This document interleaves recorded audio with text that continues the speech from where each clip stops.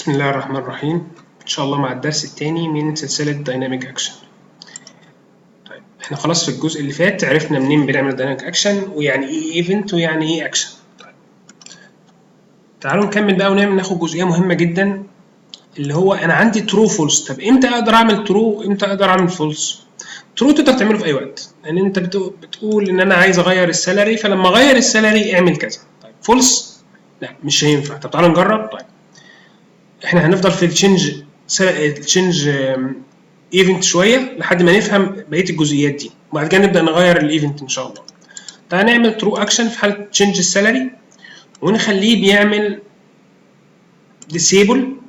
ده اكشن تاني معانا بيعمل ديسيبل لايتم تاني وليكن الكوميشن. لما هغير السالري هيعمل ديسيبل للكوميشن. تعال نشوف ده، هنعرف ده قدام ان شاء الله اللي انا شلته ده. تعال نجرب تاني. سالري الكوميشن شغال معايا. طب السالري انا هغيره، اللي حصل للكوميشن بقى ديسيبل. طب هرجعه تاني ازاي؟ خلاص مش هينفع ارجعه. ليه؟ لان مفيش ايفنت اسمه فولس عشان اقدر ارجع ده تاني. بمعنى اصح انت بتقول له لما يغير السالري، طيب لما غير السالري يعمل ديسيبل، خلاص هو هيعمله، بس هو خلاص عمله ديسيبل. طيب عشان تقدر تعمل فولس اكشن ان انت ترجعه تاني، لو جيت تعمل كده فولس اكشن ايا كان فولس اكشن، وتعالى نقول له نعمل انيبل المره دي عكسها، انيبل للايتم اللي هو الكوميشن. تمام. تعالى نسيف كده، مش هيرضى، استحاله. ليه؟ لان معناها ايه ان انت تقول له في الفولس يعني امتى؟ انت قلت لما يغير اعمل ديسيبل. طب امتى يعمل انيبل؟ عشان يبقى عندك فولس اكشن لازم يبقى في عندك حاجه اسمها كلاينت سايد كونديشن. يعني ايه كلاينت سايد؟ يعني انت تقول له الايفنت ده هيتنفذ مع الكونديشن ده. تعال نعمل مثال ونشوفه. تعال نقول له ان التشينج بتاع السالري ده لما يكون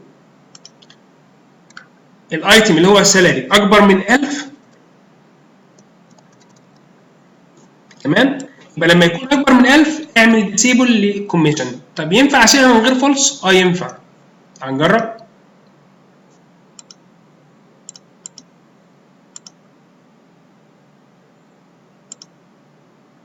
دلوقتي الايتم انيبل. طب انا لو عملت تشينج وخليت السالري 100 لسه الايتم الكوميشن انيبل. ليه؟ لان الكونديشن او الكلاينت سايد كونديشن بتاعي او الشرط ما تنفذش. طب لو انا عملته 1200 كده اكبر من 1000 كده اتنفذ، بس هل هيرجع تاني؟ بمعنى اصح لو انا قلت له لا 100 تاني يرجع؟ لا، لان انت ما عملتش فولس اكشن. طب تعالى نعمل فولس اكشن. معنى الفولس اكشن ايه؟ ان انت بتقول له لو الشرط، لو الايفنت ده اتطبق اللي هو تشينج السالري بس الكونديشن ما اتحققش، هتعمل الجزئيه دي ان انت هتعمل المره دي انيبل للايتم بتاعنا اللي احنا عملنا له ديسيبل اللي هو الكوميشن. تعالوا دلوقتي نجرب. يبقى انا دلوقتي عندي ايفنت لما يحصل تغيير على السالري.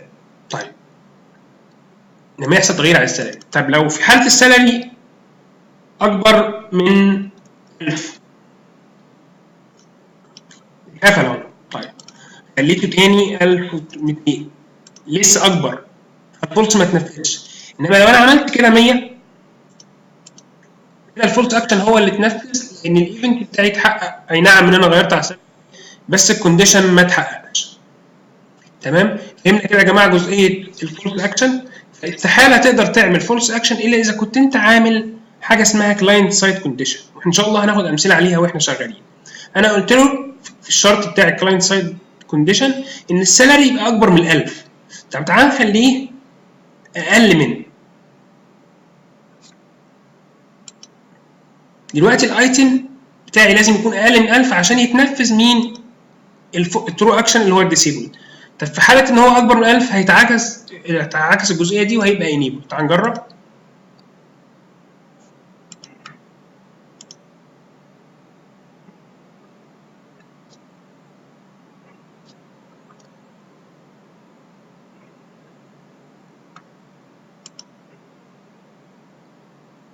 طيب هو دلوقتي اكبر. طب تعال نخليه 1200 لسه اكبر، ما تنفذش. طيب تعال بقى نخليه 100 دلوقتي اتعمل ديتيبل. طيب خليه 500 لسه برضه في ترو اكشن اللي هو الديتيبل، لانه ما تنفذش الكونديشن بتاعي ان هو يبقى اكبر من، عشان يتنفذ الفولس اكشن لازم يعدي ال 1000. دلوقتي تنفذ الفولس اكشن لان الكونديشن بتاعي اتحقق. واضح كده يا جماعه؟ يا رب يكون الدرس بسيط ومفهوم. مهم جدا نفهم يعني ايه ترو اكشن وفولس اكشن، ونعرف ان ما اقدرش اعمل فولس اكشن الا اذا كنت عامل كونديشن على مستوى الايفنت بتاعي. تمام؟ يا رب يكون الدرس بسيط ومفهوم. نتقابل ان شاء الله في دروس قادمه ان شاء الله.